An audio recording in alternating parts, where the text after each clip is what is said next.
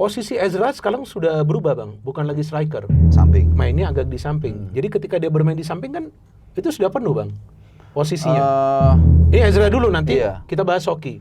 Ini Ezra dulu. Begini, gue bukan ingin mengatakan bahwa wah Ezra galak. Enggak. Ya itu kan tergantung pelatih. Iya. Tapi kita kan boleh dong menyampaikan sudut pandang kita. Ketika memilih Mauro, perdebatan gue tadi atau alasan gue karena dia beberapa kali dikasih kesempatan. Mungkin ingin diberikan kesempatan lagi. Ezra gak dipanggil karena terakhir dia bermain sudah lama, 2021 Di timnas ya? Iya, di timnas.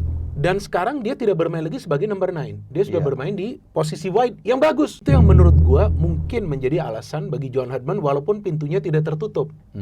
Nah, ketika sudah ada banyak pemain di kiri dan kanan seperti ada Ole yang bisa bermain di kanan, ada Ragnar, ada Beckham Putra, terus ada juga ya siapalah dia bisa pasang di sana. Ramadan bahkan bermain di kanan tuh, first match ya kan. Ezra. Kemudian Hoki, kalau menurut gua Hoki dengan Ramadan ini 11-12 Bang di timnas. Ini kalau menurut gua. Mungkin gua salah.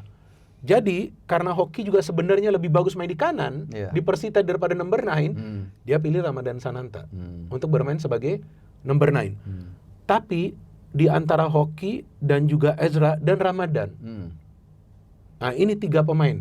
Kalau lu kan tadi antara 2 pemain. Kalau gue disuruh pilih antara 3 pemain ini, pilihan pertama gue sudah pasti Ezra. Iya, Ezra. Walaupun dia mainnya di posisi wide. Iya. Tapi dia bisa juga bermain sebagai striker palsu di tengah. Betul. Kasih ruang bagi pemain lain dari sayap. Yang sekarang menjadi perdebatan yang sangat luas di sosial media, kenapa Ramadan Sananta diberikan tempat di match kedua lawan Bulgaria. Nah, betul, itu kuncinya. Kalau di situ kita ketemu tuh, Bung. Jadi pertandingan pertama oke lah, lawannya Zenit Senevis, nggak ada masalah. Pertandingan kedua, kalau kita berpikir dari cara pemikiran John Herdman, ini ilustrasi saya, dia ingin kasih kesempatan kepada Ramadan Sananta untuk membuktikan kepada publik bahwa prove them wrong gitu.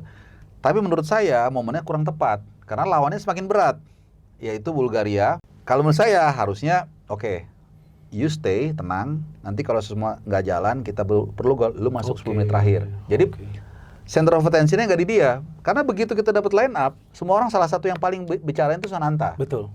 Ya jadi orang semua nungguin dia nih. Iya. Oke, ini gambling. Sekali dia bisa golin, mungkin orang masuk, aha, ternyata ini alasan John Herdman masukin dia.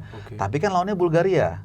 Mereka pasti punya analis. Ini tim peringkat 80-an. Biasa ketemu Jerman, ketemu Italia, pasti kuat. Sebelumnya di kualifikasi ketemu Turki mereka. Ketemu Turki, walaupun memang di kualifikasi Piala Dunia terakhir kurang bagus. Tapi Bulgaria still Bulgaria, tim Eropa. Jadi itu yang saya bilang menurut saya